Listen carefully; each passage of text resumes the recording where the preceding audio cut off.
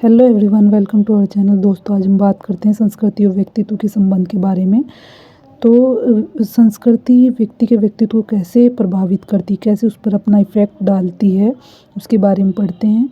र्यूटर और हार्ट का कथन है कि समाज मनुष्य को पशु जीवन से अवश्य अलग करता है, लेकिन इस बात का निर्धारण संस्कृति ही करती है कि व्यक्ति का व्यक्तित्व का रूप किस तरह का होगा। यानी कि मनुष्य जो सोसाइटी है वो सिर्फ मनुष्य को यानी इंसान को सिर्फ जानवरों से अलग कर रही है, बल्कि अलग कर रही है। और वो किस तरह का होगा, किसके साथ कैसा व्यवहार करेगा, उसका सोचने समझने का तरीका कैसा होगा, ये सब उसकी संस्कृति निर्धारित कर रही है। क्लुखोन और मरे का कथन है कि प्रत्येक व्यक्ति कुछ सीमा तक अन्य सभी व्यक्तियों की तरह होता है, अन्य कुछ व्यक्तियों की तरह होता है और दूसरे किसी भी व्यक्ति की तरह नहीं होता। इसका मतलब है कि अगर उसे जैव के आधार पर देखा जाए तो जैव के आधार पर सभी लोगों की आवश्यकता एक जैसी होती हैं, तो इसलिए वो सभी एक जैसे होते हैं। अगर उसे सामाजिक प्राणी की तरह देखा जाए तो उसमें कुछ समानताएं दिख जाएंगी, क्योंकि सामाजिक जो रूल्स होते हैं सबके लिए एक जैसे होते हैं। उन्हें फॉलो करने के बाद कुछ लोग एक जैसे रूल जो फॉलो कर रहे होते हैं वो एक जैसे हो जाते हैं। तीसरे नंबर पे दूसरे किसी भी व्यक्ति की तरह नहीं होता। अगर उसे एक सांस्कृतिक मनुष्य के तौर पर देखा जाए तो वो सभी लोगों से अलग होगा, क्योंकि जब बात मनोवृत्तियों की या उसके खुद के व्यक्तित्व की आती है तो इंसान किसी के भी जैसा नहीं होता। तो जैव के क्षेत्र में सभी व्यक्ति एक जैसे होते हैं, क्योंकि उनकी जैव की आवश्यकता एक जैसी होती है। सामाजिक क्षेत्र में कुछ व्यक्ति समान होते हैं, क्योंकि जो व्यक्ति समान प्रकार से अंत्यक्रिया करते हैं उनमें बहुत कुछ समानता आ जाती है। और सांस्कृतिक प्राणी यानी कि एक अपने गुणों को जानने वाला, अपने गुणों के अनुसार काम करने वाला व्यक्ति कभी भी एक जैसा नहीं हो सकता। यहाँ हर व्यक्ति के जो व्यवहार में कुछ ना कुछ आपको अंतर देखने को मिलेगा। तो संस्कृति द्वारा जो उत्पन्न व्यवहार हैं उन्हें किस तरीके से उनसे क्या क्या रिजल्ट आते हैं उसके बारे में हम पढ़ेंगे कि किन्हीं दो व्यक्तियों का व्यक्तित्व एक दूसरे के बिल्कुल समान नहीं होता।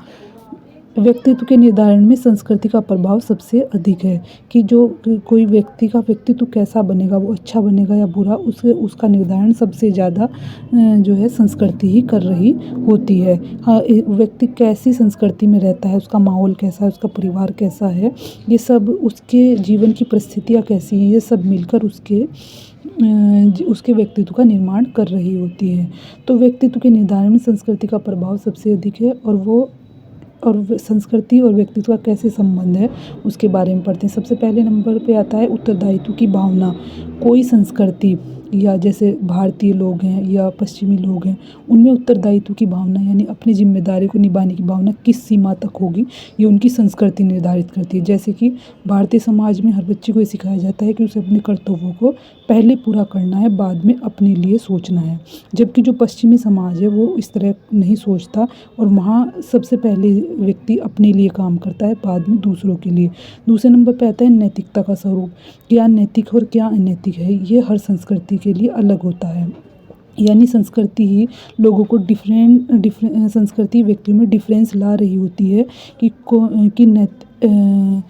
किसी जैसे भारतीय समाज के लिए जो बात नैतिकता की है वो ज़रूरी नहीं है कि पश्चिमी समाज के लिए नैतिकता की हो। तो हर समाज में नैतिकता और अनैतिकता का स्तर जो है अलग अलग होता है। जैसे कि पश्चिमी समाज में जो स्त्रियों को स्वतंत्रता दी गई है उसे भारतीय समाज में अच्छा नहीं माना जाता।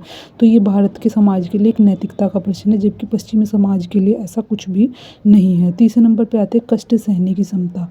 किसी बच्चे का जो पालन पोषण है यानी उसे किस तरीके से पाला गया है, ये उसमें कष्ट सहने की क्षमता का विकास करता है।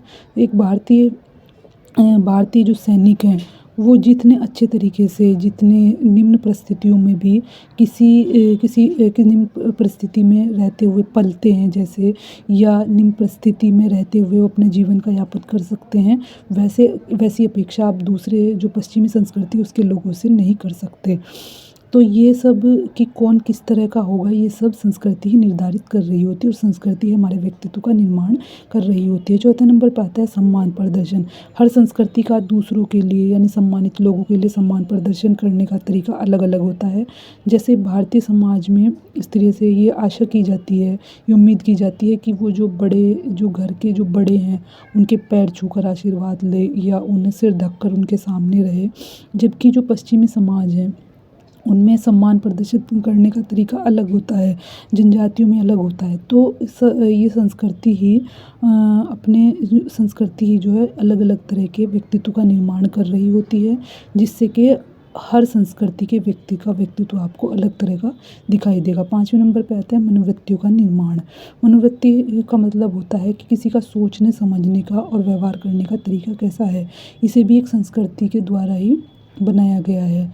यानी जैसे कि ब्राह्मण समाज में बचपन से अपने बच्चे को ये सिखाया जाता है कि उसे नीची जाति के लोगों से दूर रहना है। तो बच्चा जैसे-जैसे बड़ा हो जाता है उसके दिमाग उसके जो व्यक्तित्व में बात गहराई से बैठ जाती है कि उसे नीची जाति के लोगों से दूरी बनाकर रखनी है। उसी तरीके से जो गोरे लोग हैं वो निग्रो लोगों से अपने बच्चों को दूर रखते हैं, उन्हें नफ़रत करना सिखाते हैं। तो बाद में ये चीज़ें, ये बातें उनके व्यक्तित्व का अंग बन जाती हैं। तो मनोवृत्ति जो बन रही है किसी इंसान का, जो व्यवहार करने का तरीका यानी उसका एटीट्यूड जैसा बन रहा है उसे संस्कृति बना रही होती है। छठे नंबर पे आता है व्यवहार प्रतिमानों का निर्धारण। कोई व्यक्ति किसी के लिए किस तरह का व्यवहार करेगा, वो किसी को सम्मान देगा या नहीं देगा, ये पूरी तरीके से उसके व्यक्तित्व के उन प्रतिमानों से डिसाइड हो रहा होता है जो कि बचपन में उसके अंदर डाले गए हैं, जैसा उन्हें बताया गया है। अगर किसी बच्चे को प्यार के साथ पाला पोसा गया है तो वह सभी के साथ जो है नम्रता के साथ पेश आएगा, दया के साथ पेश आएगा। अगर किसी बच्चे को मारपीट के माहौल में जो है पाला गया है तो वो सभी के साथ ऐसा ही कठोरता का व्यवहार करेगा।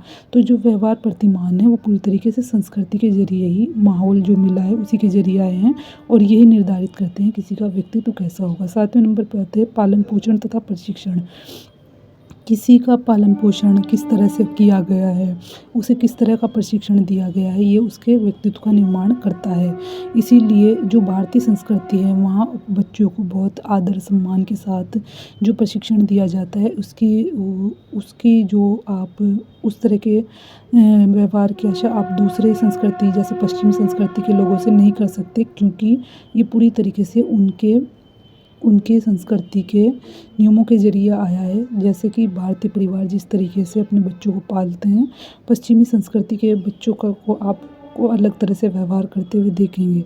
तो व्यक्तित्व और संस्कृति एक दूसरे से जुड़े हुए हैं, एक के बिना दूसरे का कोई भी अर्थ नहीं रह जाता। और व्यक्तित्व पूरी तरीके से इस बात पर डिपेंड करता है कि व्यक्ति को किस तरह का माहौल दिया गया है।